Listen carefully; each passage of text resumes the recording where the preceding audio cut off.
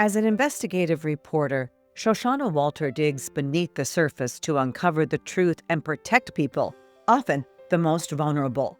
Her work has exposed abuses in the armed guard industry and revealed trafficking on marijuana farms. But it was her reporting on court-mandated addiction treatment that really broke through. She exposed how a system turned thousands of people into an unpaid shadow workforce for some of the country's biggest corporations. That investigation made her a Pulitzer Prize finalist. It had been founded by a former poultry industry executive, and it was sending people to work without pay at for-profit chicken processing plants, where they were making chicken products for KFC and Popeyes and Walmart and Rachael Ray Nutrish. But that's not the only company profiting off people struggling with addiction. In her new book, Walter exposes a multi-billion-dollar-a-year web of mismanaged treatment centers, and the story is drawing national attention. What I often found with these work arrangements is that rather than making people feel like they have purpose or that they're doing something productive, people often felt hopeless and out of control and exploited. And these are all emotions that are extremely difficult for someone who's struggling with addiction, who already is probably feeling at their lowest emotional point.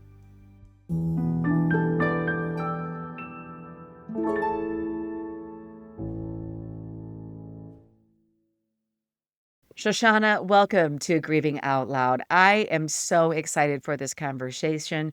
It's so great to talk to a fellow investigative journalist. I spent most of my career in broadcasting doing investigations, a lot of it, a big chunk of it, and it is really a passion of mine.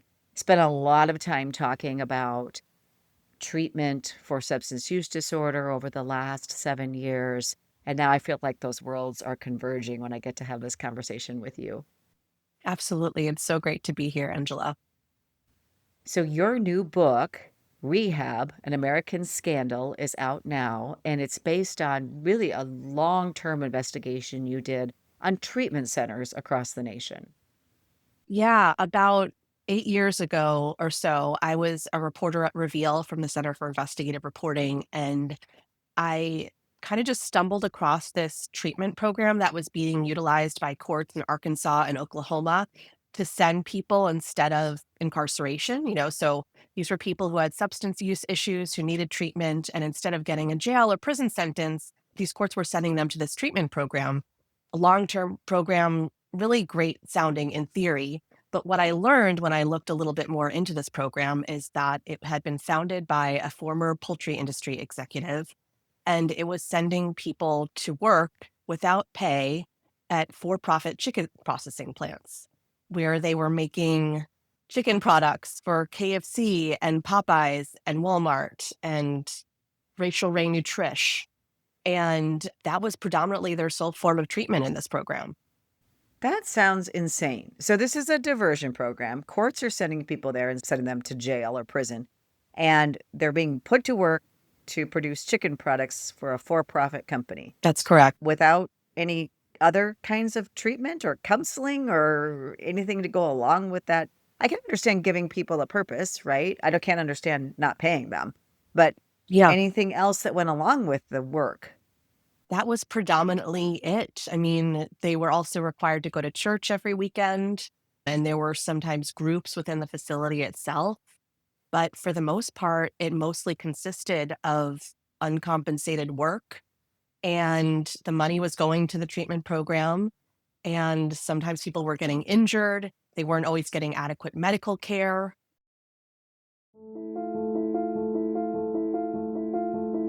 Walter says she was so stunned and couldn't believe it was really happening. So she teamed up with another reporter and spent years digging into the issue. I was confused because over the course of this opioid epidemic, I feel like our country has really come together around this notion of addiction as a disease. It's something that a lot of lawmakers and politicians and court officials have come to accept. And yet here we have indentured servitude being considered a form of treatment. And it made me want to understand how common that is, that unpaid labor would be considered addiction treatment. And then what is the rest of our treatment landscape like? Is it working the way it should be working in order to actually stem the epidemic? Those are all really good questions that you were seeking to answer. And I also wonder about who approved this? Like, who approved, let's send them off to work in a chicken processing plant, and that's going to be, what gets them into recovery and keeps them in recovery. Who thought that was a good idea? How was that sold to judicial systems and others in the first place? Well, I think having now interviewed many different court officials and district attorneys and even public defenders who have represented people who've been sent to these places, what I understand is that there's still kind of this enduring belief among a lot of court officials that in order for someone to change, in order for someone to overcome their addiction, they have to be punished. They have to be given a new productive purpose.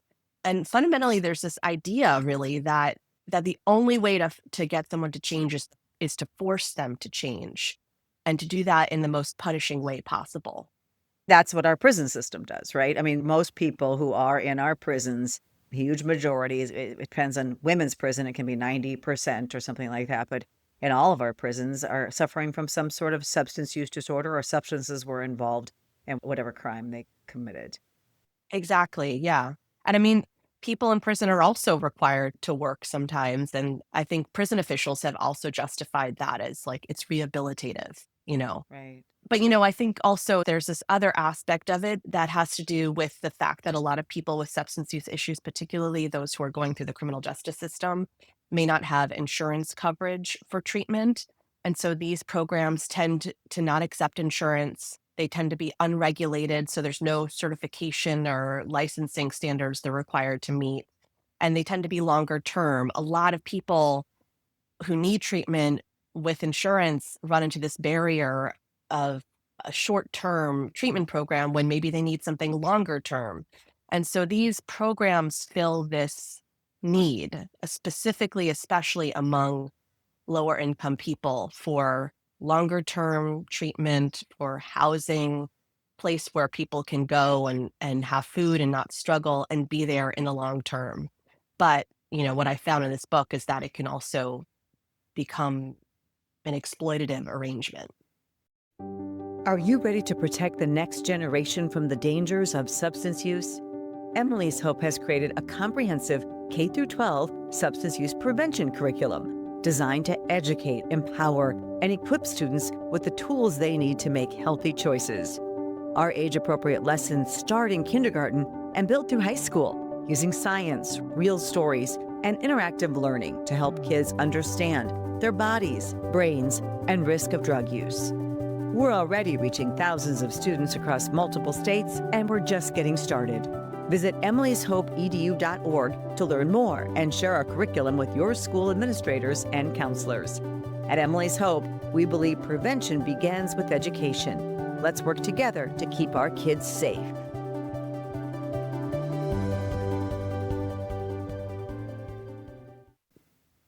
So people are sent to work, and did you get a chance to talk to the people who ran the chicken processing plant? I mean, what did they say to you, and how do they justify what they're doing with people and getting the free labor? I mean, we did talk with the people who ran this program, and they felt like they were doing a great thing for people in this program. And in theory, it does sound valuable for people who need longer term treatment to be able to go into a program that lasts for a longer period of time, where they can be around other people who are going through the same experience and create community, and they go to work and they have purpose. But what I often found with these work arrangements is that rather than making people feel like they have purpose or that they're doing something productive, people often felt hopeless and out of control and exploited. And these are all emotions that are extremely difficult for someone who's struggling with addiction, who already is probably feeling at their lowest emotional point, to deal with. So people often left these programs and then relapsed despite the longer term nature of it. Did the programs have any data or anything to back up what they were doing? That's a good question, and I cannot recall with that specific program. But this type of program kind of has its roots in a recovery community that was founded in 1958. That was kind of like the precursor to a lot of treatment programs in the United States. It was founded by this former oil salesman who had struggled with alcoholism, and he had tried AA and he hated it. He felt like AA was a place where people could just lie about their relapses and no one would ever call them out on it. And he felt like there wasn't enough honesty in AA. So he created this community where people could come and literally call each other out. He created this group activity called The Game. Later, it became known as attack therapy or encounter groups. And literally, it was people sitting around in a circle and screaming at each other about things that they had done wrong or slip ups that they'd had. And this community ended up growing across the country. It really gained steam in the 1970s thanks to lawmakers who liked the fact that it didn't require government funding. And the reason it didn't require government funding is because participants in this long term residential community worked. They worked to support the program. And studies were eventually done on this program that found that, while in the program, there were a lot of people who were successful in maintaining sobriety. But after they left the program, most of them relapsed.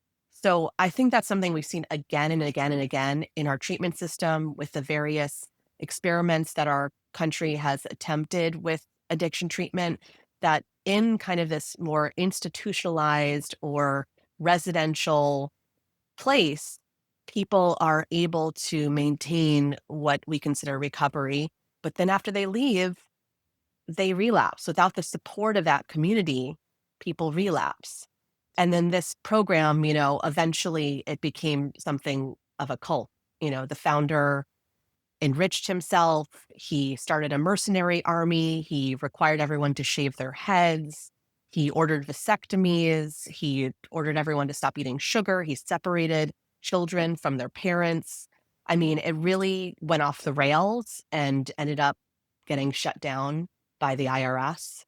But it really kind of shows how this type of treatment can be so easily exploited. It's so easy to take advantage of people who are at their absolute lowest. Right, right. The disadvantaged. It's so easy to take advantage of the disadvantaged. And we Yes. have seen substance use disorder or addiction as a moral failing or a character flaw in this country. And even though some people may now accept it as a disease of the brain, I can tell you the stigma is still extremely strong. And it's what keeps people sick. The stigma is what keeps people sick. Mm. And I don't know what it's going to take for a huge societal cultural shift. I mean, I talk about this almost every week. And so I don't know what it's going to take for us to really change how we do things, but our treatment system is so flawed. First of all, anybody can pretty much hang up a shingle and call themselves a treatment center or a sober living home. In fact, it pains me to say that one of Emily's high school friends died this summer in a sober living home, court assigned sober living home in Oh, Oklahoma. And nothing was being done to even investigate her death or to look at the sober living home, until recently, until really I connected the family with the DEA and others in Oklahoma who were interested in this case. But it's these people we see who suffer from substance use disorder. And I say mm. these people because I don't personally suffer from it, but we see them as disposable. If they die, it was their fault. And I just think there is no really great model. And also, on the other hand, it's just such a complicated issue because we know it takes 18 to 24 months for the brain to recover, yet health insurance dictates 28 days. And we support a treatment center, Emily's Hope, I should say Emily's Hope supports a treatment center that's affiliated with a healthcare system where we help people go through treatment. We've provided scholarships for people who got fired in the middle of treatment, right? So they could continue their treatment, things like that, and just for people to get in. But it's still dictated by insurance 30 days. And we know it takes the brain a Right. lot longer to recover. So, and we know also on top of all that, and I don't mean to go on, but on top of all that, because of all of the cuts to Medicaid and all of the treatment cuts coming up for 2026, we're going to see hundreds of thousands of people lose access to treatment that way as well. Right. Right. Oh my gosh. I know. I mean, everything you just said totally resonated with me. And these themes were all experienced by the people I follow in this book. There's this one treatment program in Southern California. I followed a woman named Wendy McIntyre, who is a grandmother from Los Angeles, whose own son died in a sober living home. And after that, she made it her mission to investigate and root out corruption in the for profit treatment industry. And I really wanted to follow Wendy's story because she is truly obsessive in her pursuit of justice. Like the first time I met her in person, I went to her house and she had carpeted her living room floor with boxes and boxes of these investigative records that she had amassed. And I learned early on that, a treatment facility that she had investigated that I write about in the book had actually filed a restraining order against her because she was there so often trying to investigate wrongdoing at this program. And this program had years where they over-medicated patients to the point of impairment. There were several patients who died in the program after receiving this cocktail of meds that records showed had not actually been prescribed to them and were often inappropriate for them considering their history of addiction. And she sounded the alarm on this program for years and years, and still regulators and law enforcement did not do anything about it. I think she has a similar feeling. And a lot of the parents of these patients who died in this program feel similarly that there's this perception that because their sons and daughters and wives and husbands, because they were addicted, they put themselves in this situation and therefore they're not victims, they're partially at fault. And it's the most tragic thing in the world for a parent to lose a child and then to be told that there's nothing that can be done about it. It's maddening. And this program that, eventually it shut down because the owner went into debt after a series of wrongful death lawsuits. But I interviewed him and he talked about this 30-day limitation. He referred to it as a cycler, and he was frustrated by it. He said he felt like, patients come into the program, they are there for a limited amount of time. Maybe they're getting better. Oftentimes in this program, they were not, but maybe they get better, they leave, they relapse, and then they come back in again. He called it a cycler. And I think what I found in reporting this book is that actually a lot of treatment programs have started building this into their business model. It's profitable to have repeat customers. And this treatment facility owner actually had staff whose job it was to call former patients, find out if they'd relapsed, and then, especially if they had good insurance, re-enroll them in the program. And so I think it's now become baked into the system that we have that relapse is expected. And if it happens, then we'll just bring them back in again, even if it's not effective and not working for them. Right. And it is a business, let's be clear. For many of these centers, it is a money-making business. It's just so frustrating, I think, that we don't have good systems in place. So what do you think Yeah.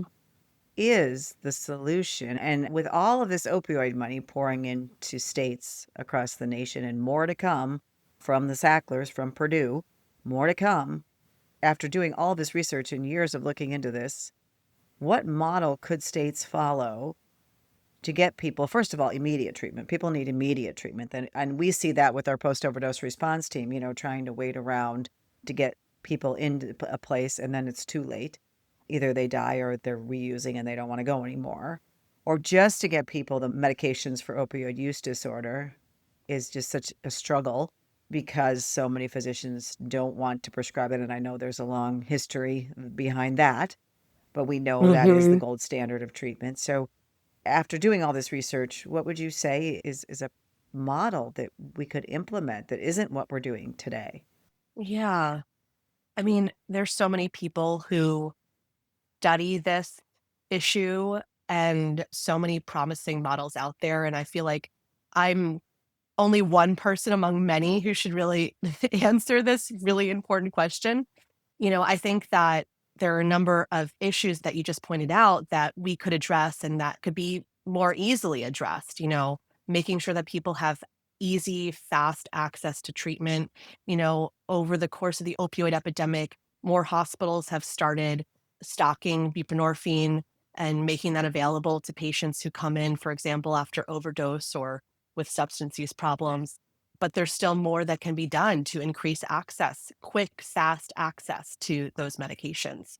There's still enormous barriers to treatment, hoops that people have to jump through in order to enter a treatment program. And that can mean the difference between life and death for so many people, just getting quick access to treatment. And then I think there's this other need that is incredibly important for long term recovery that our current treatment system, for the most part, is not really helping people have access to. And that is what researchers call recovery capital. These are the mix of resources that people need in order to be motivated to enter and sustain and maintain long term recovery. And that can include community, social support, economic security, housing, jobs, food, transportation, healthcare. These are all aspects that are incredibly important for people in order to sustain long term recovery. And treatment programs often just do not address these deficits. No, we know that people who suffer from substance use disorder often have a criminal record because of it. So therefore, Mhm. jobs and housing become really difficult for them too. Exactly. So people leave treatment and they face obstacle after obstacle after obstacle. And oftentimes, what it just ends up doing is driving someone back to addiction, back to what they know, back to coping mechanisms that have worked for them in the past.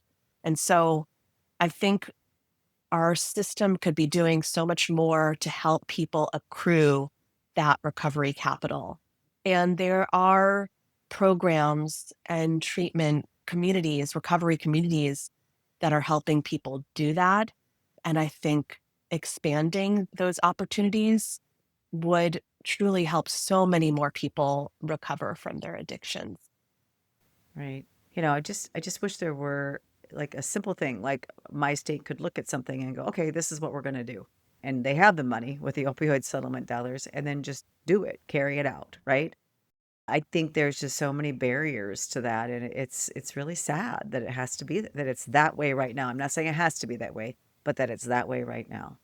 Yeah, I think these opioid settlement dollars are such a profound opportunity to build systems of support for people in it with addictions and who are attempting to enter long-term recovery. And it's a real opportunity, I think, especially as we see funding cuts to treatment and harm reduction services. I think this is the time for people to get really involved and vocal about how that money is spent and how communities can use the money to better support people struggling with addiction. You bring up a great point because we have a lot of listeners who are family advocates. And so it can be the voices of those family advocates going to your state officials, your lawmakers, Mm. and really holding them accountable for how this money is being spent and doing the research to what's working in your state and what isn't and expanding on that. I think Mm. it's going to take really the citizens and the people who have been impacted by the horrible opioid and overdose and fentanyl poisoning epidemic to really make sure that's being done.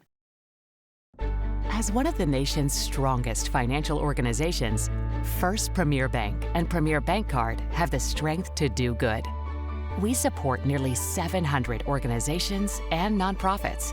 Our employees give more than 30,000 volunteer hours annually. And we are continually seeking ways to make South Dakota an even better place to live. It's the Premier way. First Premier Bank and Premier Bank Card.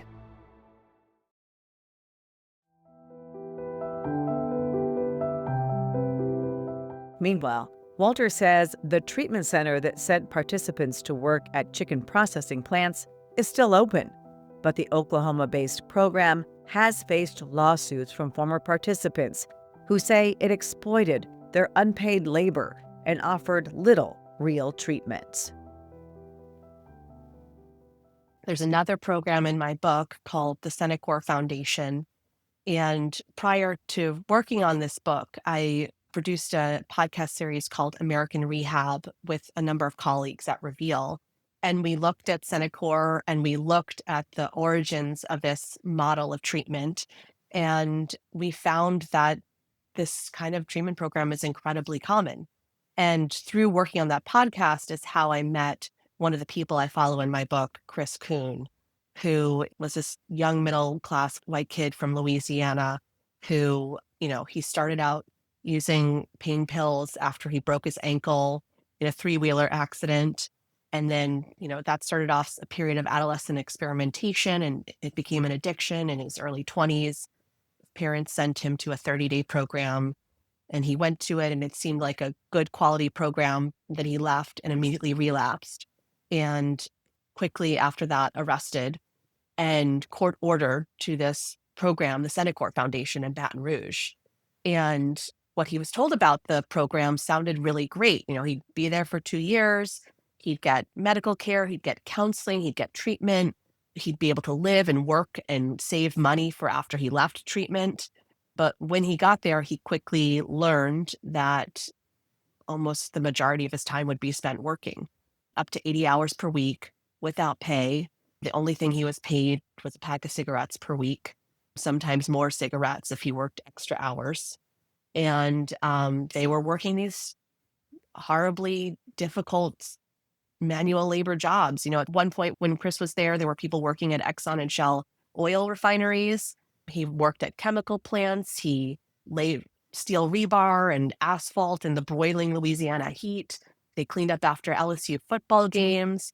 I mean, this was how he was spending his time in this program, and he rarely got counseling. It was mainly this unpaid work. And so when I met Chris, he had left the program somewhat recently, and he was trying to restart his life. And he desperately wanted what happened to him to be out there. He wanted someone to expose what happened to him. But he also was really scared to heal open that wound again and to think and dwell on what happened to him. It was very traumatic. So the first time we met him, he gave us a half hour, his lunch break from welding school. He came out with a Diet Dr. Pepper and we sat in the back seat of my car and interviewed him. And then over time, he opened up more. We talked a lot more. I spoke with his family. I spoke with hundreds of people who went to Senecor. And we also looked at all of the history of regulatory records for this program. Unusually, it was actually certified and licensed by the state. And so there were years and years and years of complaints about this program. I mean, the state knew for years about what was going on there. And it was just allowed to continue. Do you know why? Or you think that's because of stigma? Or why? Why was it allowed to continue? What I saw again and again and again is that the state would ding the program. The program was also located in Texas. So this is Louisiana and Texas. The state would ding the program, find some sort of violation, usually not related to the work. They kind of didn't broach that at all. And the program would be offered a chance to correct the problem by submitting what's typically called a corrective action plan. And then that was it. Just like a nursing home gets dinged and then they provide a corrective action plan. Right. And are they still operating today? Senecor is still operating, but after that podcast series came out, they closed that work program in Louisiana.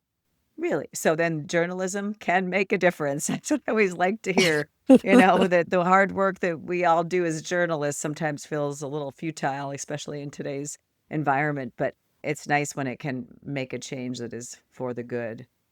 Yes. What happened to the young man? So Chris, he was injured in the program while working at a spice factory. And like a lot of people who were injured in that program, and there were many, there were two people we found who broke their backs in the job. Another person fractured their skull. Another person broke their ankle. So Chris found that when he demanded to have reduced work hours and demanded to get better medical attention, he was told, well, you can go back to where you came from if you're unhappy with your treatment. And of course, where he came from was court. Chris knew that if he went back to court, he could face 5 years in prison. So he stayed with this injury. And then eventually he developed an infection. The program told him he could leave and come back. And then when he went back home, he learned that they had discharged him from the program, that they had written numerous letters to the judge saying that he had failed in the program, that they wanted him out of the program. This is almost 2 years into the program. I mean, he was 18 months in. And so Chris was certain that he was going to be sentenced to prison because he hadn't officially finished the program. And instead, the judge took pity on him. This is a young white man, his first major offense. The judge decided to give him probation. Chris didn't end up getting sentenced to prison, and he was put on probation, moved in with his dad, and just kind of had to restart his life. And, he was lucky because he had some of what we've been talking about, this recovery capital, and that he had a supportive family who was helping him find kind of like a new purpose for himself. He entered welding school. He found himself starting to slip and relapse, and he asked his parents for help. They helped him get on Suboxone, and Suboxone helped him enter recovery and move on with his life. And now he's married and working full time, and he's doing really well. Well, that's great to hear. And also another case for buprenorphine or Suboxone, because I know of many people who have gone on to lead very productive lives, gotten married, have families, have jobs, and they're on Suboxone, just as a diabetic would be on a diabetes drug. Or, we've come to accept GLP-1s for weight management, right? So we have to accept this preferred treatment for opioid use disorder. And I wish there were other medications for people suffering from an amphetamine use disorder or other, there are drugs for alcohol, but not for everything. And I think we have to quit. I know even of treatment centers that won't allow you to be in the treatment center if you're on Suboxone. So it's just an uphill battle. It's an uphill battle. And Chris, too, initially he was on Suboxone. He applied for a job. They wouldn't hire him because he was on Suboxone. And there's still so many people who face discrimination and punishment for being on opioid addiction treatment medications. And I guess all we can do is keep talking about it. You keep writing about it, right? So are you going to continue to do more investigations into these issues, or have you moved on to other topics? I'm definitely still reporting on these related topics. I like to think of my beat almost sometimes as kind of like the unintended consequences of our nation's drug policies. One of my focuses right now is looking at how women who are on treatment medications like Suboxone, buprenorphine, or methadone, how they are treated when they give birth by the hospital, by child welfare systems, and by criminal law enforcement. There are a lot of women who just face punishment, separation from their children, even criminal charges for taking these medications during their pregnancies. And you're not talking about illicit drug use. You're talking about them taking a medication that's been prescribed for a medical condition that they have, that they've been facing criminal charges for. That's right. That's right. This is the gold standard treatment medication for opioid use disorder. It's been recommended by every leading public health authority in the country that pregnant women take these medications, they reduce overdose deaths by more than 50%. Right. I have a friend whose OBGYN prescribed it to, I call her a friend. I met her through the work that I do, and she's certainly a friend now. But she started taking it because her OBGYN prescribed it. It saved her life. It saved the life of her child. So do these Yeah. charges hold up?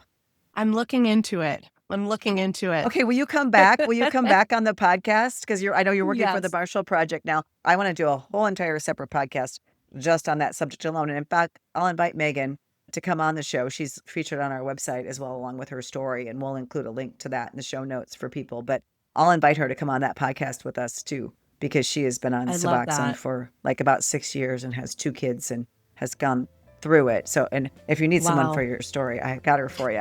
So, but Thanks. yeah, come back on, and I'm fascinated with that too. And we also do a headline service on our website, so we can share your stories as they come out as well. Well, thank you, Angela. So thank you. Thank you for joining me today, and thank you for the hard work that you put into this book and all of the reporting that went into that. I know what goes into that, and I know it's a lot, and you can't just put something out there without having it all verified and numerous sources. And I'm glad you're exposing these things and that we're talking about it. That's the first step. Yes, thank you so much. I so appreciate the opportunity. And thank you for listening to this episode of Grieving Out Loud. To learn more about Shoshana Walter's book, Rehab, An American Scandal, check out the show notes. You'll also find links to other podcast episodes that we think you'll enjoy. Thank you again for listening. Don't forget to leave us a 5-star review and share it with your friends and family. Until then, wishing you faith, hope, and courage.